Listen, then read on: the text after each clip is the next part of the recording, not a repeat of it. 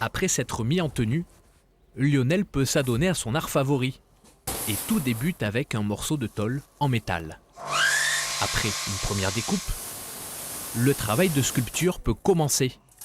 Et contrairement à ce que l'on peut penser, le métal est un matériau plutôt malléable. Un avantage pour ce que Lionel veut sculpter. Moi j'essaye de travailler avec des formes vraiment très évocatrices du navire. Alors c'est pas forcément des proportions qui sont réelles, des fois c'est un petit peu, il y a une distorsion qui se met en place.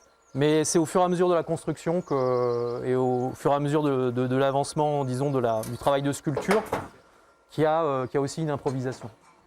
Quelques points de soudure et de découpage plus tard, l'objet prend la forme d'une épave de bateau. Ne reste alors plus qu'à terminer le travail dans le détail, en jouant sur les couleurs et sur les effets qui donnent l'impression que la pièce est restée, comme une véritable épave, plusieurs années en mer.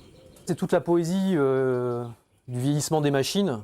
C'est-à-dire qu'on voit encore la trace tout simplement de la main de l'homme, c'est-à-dire la peinture, etc.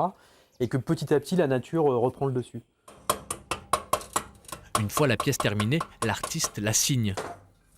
Direction une galerie de Veules-les-Roses pour s'y échouer. Le début d'un nouveau voyage pour ces bateaux qui illustre pourtant une certaine fin.